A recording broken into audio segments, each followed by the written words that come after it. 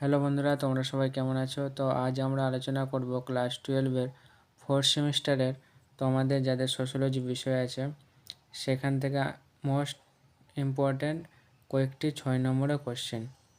তো চলো সেই 6 নম্বরের কোশ্চেনগুলি দেখে নিই।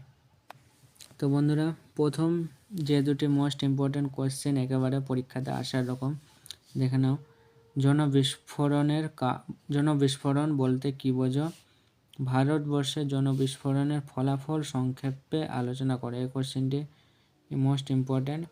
তার সাথে আরেকটি কোশ্চেন দেখে নাও, ভারতের জনসংখ্যা বৃদ্ধির কারণগুলি আলোচনা করে। এই কোশ্চেনটি মোস্ট ইম্পর্ট্যান্ট। আমাদের দেশ থেকে নিরক্ষরতা দূরীকরণ কিভাবে করা যায় লেখো।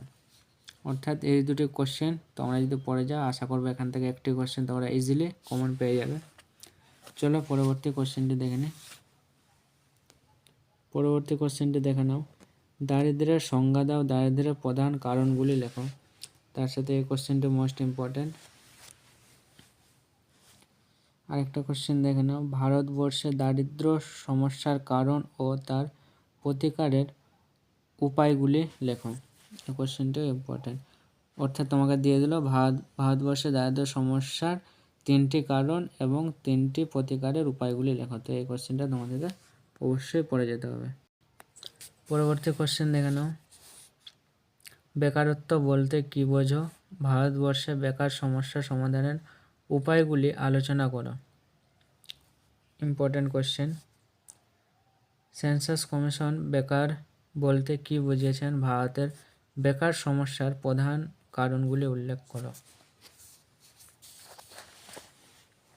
পরবর্তী কোশ্চেন দেখে নিই।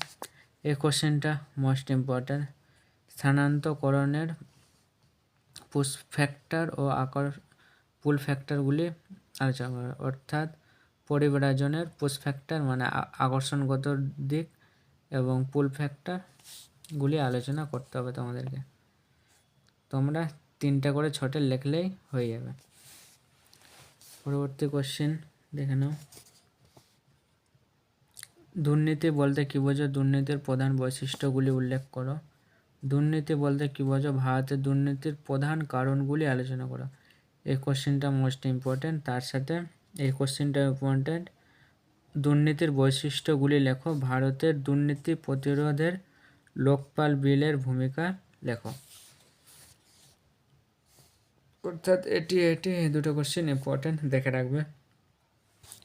পরবর্তী কোশ্চেন মোস্ট ইম্পর্ট্যান্ট, ফেসবুক কি? ফেসবুকের সুবিধা ও অসুবিধাগুলি লেখো। সামাজিক যোগাযোগের মাধ্যমে হিসাবে ফেসবুকের ইতিবাচক ও নেতিবাচক সামাজিক প্রভাবগুলি লেখো। এটাও ইম্পর্ট্যান্ট। তার সাথে ইনস্টাগ্রাম কি? ইনস্টাগ্রামের ইতিবাচক ও নেতিবাচক সামাজিক প্রভাবগুলি লেখো। পরবর্তী কোশ্চেন, সামাজিক যোগাযোগের মাধ্যমে হিসাবে ভ্লগের ধারণা দাও। ভ্লগের ইতিবাচক ও নেতিবাচক সামাজিক প্রভাবগুলি লেখো। পরবর্তী কোশ্চেন, রিলস কি?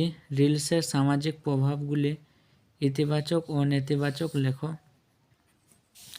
পরবর্তী কোশ্চেন দেখে নাও, সমাজ মাধ্যম বলতে কী বোঝো? সমাজ মাধ্যমের ইতিবাচক ও নেতিবাচক সামাজিক প্রভাবগুলি লেখো। এবং তার সাথে আরেকটি মোস্ট ইম্পর্ট্যান্ট কোশ্চেন, রেডিট ও লিঙ্কডইন এর মধ্যে পার্থক্য কী ও এর সুবিধাগুলি লেখো। অর্থাৎ আমাদের যদি এই কোটি কোশ্চেন যদি পড়ে যায়, ফেসবুক কি? ফেসবুকের সুবিধা অসুবিধা। ইনস্টাগ্রাম কি?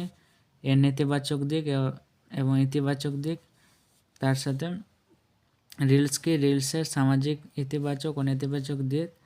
এবং সমাজ মাধ্যম বলতে কী বোঝো? সমাজ মাধ্যমের ইতিবাচক ও নেতিবাচক সামাজিক প্রভাবগুলি লেখো। এই 3-4টে কোশ্চেনের মধ্যে তোমরা যে কোনো একটি কোশ্চেন কমন অবশ্যই পাবে, আশা করছি।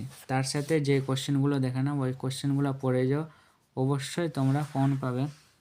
আরেকটি কথা বলে রাখি, তোমাদের যেটি সোশ্যাল মুভমেন্ট আছে সেখান থেকে তোমাদেরকে কয়েকটি জিনিস জাস্ট একবার পড়ে যাবে, আশা করছি সেটাই তোমরা বুঝতে পারবে। তো চলো দেখে। তো জাস্ট এটি দেখে রাখবে, নারী আন্দোলন, সোশ্যাল মুভমেন্ট থেকে আমাদেরকে যেটি পড়তে হচ্ছে নারী আন্দোলন সম্পর্কে, এবং তার সাথে আমাদের যেটি পরিবেশ আনন্দ না পড়লেও হবে।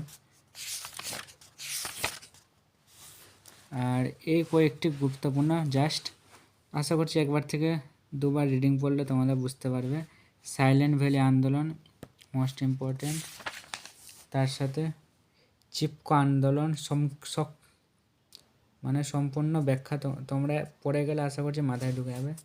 সাইলেন্ট ভ্যালি আন্দোলন, চিপকো আন্দোলন এবং নর্মদা বাঁচাও আন্দোলন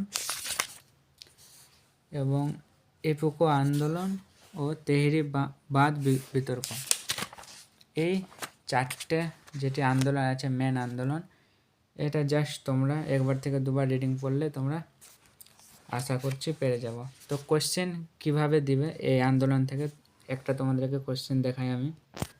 ধরো একটা কোশ্চেন দিলো জাস্ট চিপকো আন্দোলনের সংক্ষিপ্ত বিবরণ দাও ও চিপকো আন্দোলনের ফল কী হয়েছিল।